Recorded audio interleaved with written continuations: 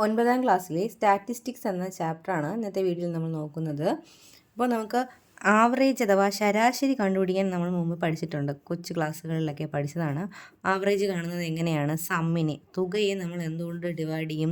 Number കൊണ്ട്, എത്രയാണോ എണ്ണം ടോട്ടൽ നമ്പർ കൊണ്ട് ഡിവൈഡ് ചെയ്യുമ്പോൾ നമുക്ക് ആവറേജ് അഥവാ ശരാശരി കിട്ടും.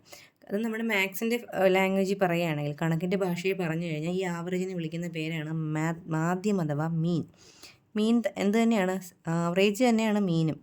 സമ്മിന് എന്ത് ചെയ്യുക? ടോട്ടൽ നമ്പറും ഉണ്ട്. ഡിവൈഡ് ചെയ്യുമ്പോൾ നമുക്ക് എന്ത് കിട്ടും? മീൻ അഥവാ മാധ്യം കിട്ടും. മാധ്യം നമ്മൾ നോക്കുന്നത് മാധ്യം കണ്ടുപിടിക്കാനുള്ള ക്വസ്റ്റ്യൻസ് ആണ്. In a 2020 match, 51 runs were scored in the first 5 overs. What is the mean run rate? If this run rate is maintained, what is the total they can expect? ഒന്നാമത്തെ ചോദ്യം, in 2020 match 51 runs were scored in the first 5 overs. ആദ്യത്തെ 5 ഓവറുകളിൽ 51 റണ്ണാണ് നേടിയതെങ്കിൽ മീൻ run rate ആണ് കാണാനുള്ളത്. അപ്പം മീൻ run rate മീൻ കാണുന്നത് എങ്ങനെയാണ്?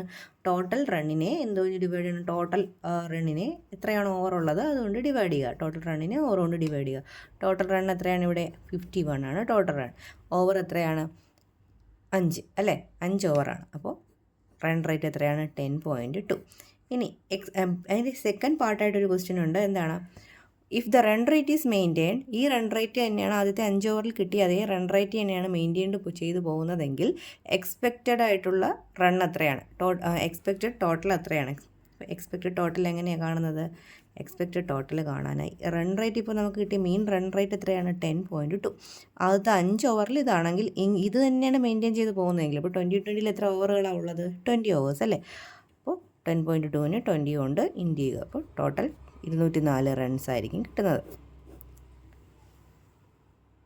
The table below shows the children in a class grouped according to their marks in math test. What is the mean marks of the class? How many got less mark than the mean? How many got more marks than the mean?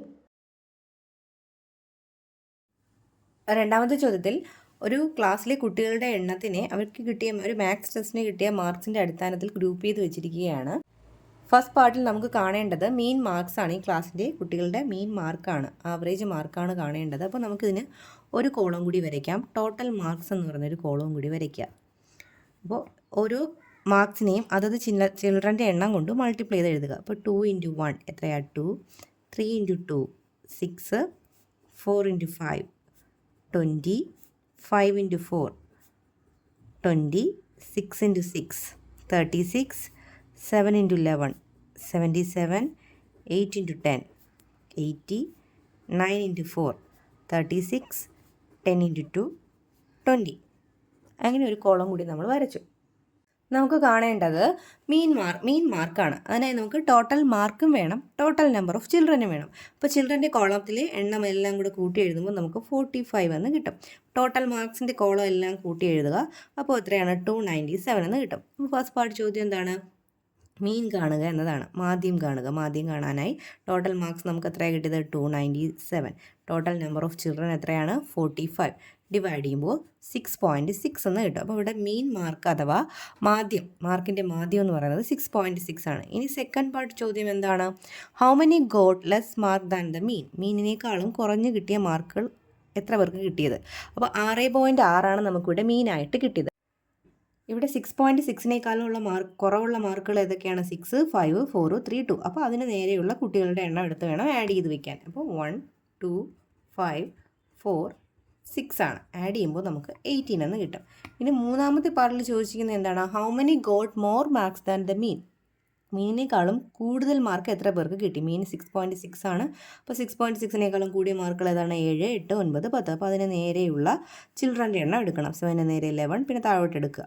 അപ്പോൾ 11, 10, 4, 2 ഇതെല്ലാം കൂടി add ചെയ്യുക. അപ്പോൾ 27 കുട്ടികൾക്കാണ് മീൻ മാർക്കിനേക്കാളും കൂടിയ mark കിട്ടിയത്. Details of a rubber sheets a farmer got during a month are shown below. How many kilograms of rubber did he get a day on average in this month? The price of a kilogram of rubber is 175 rupees. How much did he get a day on average this month from rubber?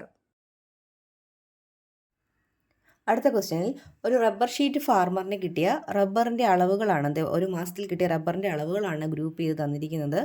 നമുക്ക് എന്താ കണ്ടുപിടിക്കാനുള്ളത്? ഒരു മാസത്തിൽ കിട്ടിയ average റബ്ബറിൻ്റെ അളവാണ് കാണേണ്ടത്, അതായത് മീനാണ് കാണേണ്ടത്. അതിനെ നമുക്ക് ഒരു കോളം കൂടി വരയ്ക്കാം. ടോട്ടൽ റബ്ബർ കാണുന്ന ഒരു കോളം കൂടി വരയ്ക്കാം. Total rubber. അപ്പോൾ റബ്ബറിൻ്റെ എണ്ണത്തിന് ദിവസത്തിൻ്റെ എണ്ണം കൊണ്ട് നമുക്ക് മൾട്ടിപ്ലൈ ചെയ്ത് എഴുതാം. 9 × 3 27, 10 × 4 40, 11 × 3 33, 12 × 3 36, 13 × 5 65, 14 × 6 84, 16 × 6 96. അപ്പോൾ ഒരു കോളം കൂടി നമ്മൾ വരച്ചു.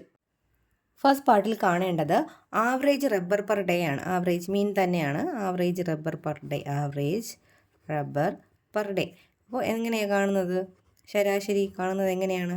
ടോട്ടൽ റബ്ബറിൻ്റെ എണ്ണം എടുക്കുക, അതുപോലെ ടോട്ടൽ നമ്പർ ഓഫ് ഡേയ്സ് കൊടുക്കുക. അപ്പോൾ ഇതെല്ലാം കൂടി കൂട്ടുമ്പോൾ നമുക്ക് 381 കിട്ടും. അതുപോലെ നമ്പർ ഓഫ് ഡേയ്സ് എല്ലാം കൂടി കൂട്ടുമ്പോൾ 30 കിട്ടും. അപ്പോൾ 381നെ 30 കൊണ്ട് ഡിവൈഡ് ചെയ്യുക. 12.71 എന്ന് കിട്ടും. 12.71 ആണ് ഇവിടുത്തെ മീൻ. രണ്ടാമത്തെ പാർട്ടിൽ ചോദിച്ചിരിക്കുന്നത് 1 കിലോഗ്രാം റബ്ബറിന് വില 175 രൂപയാണെങ്കിൽ ആവറേജ് എടുക്കണ്ടല്ലോ. അപ്പോൾ ഈ ആവറേജിൽ ഒരു മാസത്തെ ആവറേജ് ആയി കിട്ടുന്ന ശരാശരിയായിട്ട് കിട്ടുന്ന വില എത്രയാണ്? റബ്ബറിൻ്റെ വില എത്രയാണ്? അപ്പോൾ 1 കിലോഗ്രാമിന് 175. നമുക്ക് മീൻ എത്ര കിലോഗ്രാം റബ്ബറാണ് കിട്ടിയത്? ആവറേജ് 12.7. അപ്പോൾ ഒരു കിലോ റബ്ബറിൻ്റെ വിലയെ ഈ 12.71 കൊണ്ട് മൾട്ടിപ്ലൈ ചെയ്യുക. അപ്പോൾ നമുക്ക് 2234.75 രൂപ എന്ന് കിട്ടും. അത്രയും rupees. The table below shows the days in a month sorted according to the amount of rainfalls in a locality. What is the mean rainfall per day during this month? അടുത്ത ചോദ്യത്തിൽ ഒരു പ്രദേശത്ത് ഒരു മാസത്തിൽ ലഭിച്ച മഴയുടെ അളവുകളാണ് തന്നിരിക്കുന്നത്. നമുക്ക് കാണേണ്ടത് ആവറേജ് റെയിൻ പെർ ഡേ ആണ്. ശരാശരി മഴയുടെ അളവാണ് കാണേണ്ടത്. അത് നേരത്തെ പോലെ തന്നെ നമുക്ക് ഒരു ടോട്ടൽ കോളം കൂടി വരയ്ക്കുക. ഇവിടെ റെയിൻഫാൾ അല്ലേ, അപ്പോൾ ടോട്ടൽ റെയിൻഫാൾ ആണ് നമുക്ക് കാണേണ്ടത്. അടുത്ത കോളത്തിൽ ടോട്ടൽ റെയിൻഫാൾ 54നെ ഓരോ കറസ്പോണ്ടിങ് കോളങ്ങൾ തമ്മിൽ മൾട്ടിപ്ലൈ ചെയ്ത് എഴുതുക. 54 × 3 162, 56 × 5 230, 58 × 6 348, 55 × 3 165, 50 × 2 100, 47 × 4 188, 44 × 5 220, 41 × 2 82. അപ്പോൾ അടുത്തൊരു കോളം കൂടി നമ്മൾ വരച്ചു. ഇനി ഈ രണ്ട് കോളത്തിൻ്റെയും ടോട്ടൽ കാണുക. നമ്പർ ഓഫ് ഡേയ്സിൻ്റെ ടോട്ടൽ കാണുക, 30 ആണ്. അതുപോലെ ടോട്ടൽ റെയിൻഫാളിൻ്റെ കോളത്തിൻ്റെ ടോട്ടലും കാണുക, 1545 എന്ന് കിട്ടും. നമുക്ക് കാണേണ്ടത് ആവറേജ് റെയിൻഫാളാണ്. ശരാശരി മഴയുടെ അളവാണ് ആവറേജ് റെയിൻഫാൾ കാണുക. ടോട്ടൽ റെയിൻഫാളിനെ നമ്പർ ഓഫ് ഡേയ്സ് കൊണ്ട് ഡിവൈഡ് ചെയ്യുക. 1545നെ 30 കൊണ്ട് ഡിവൈഡ് ചെയ്യുക. അപ്പോൾ നമുക്ക് 51.5 മില്ലിമീറ്റർ എന്ന് കിട്ടും.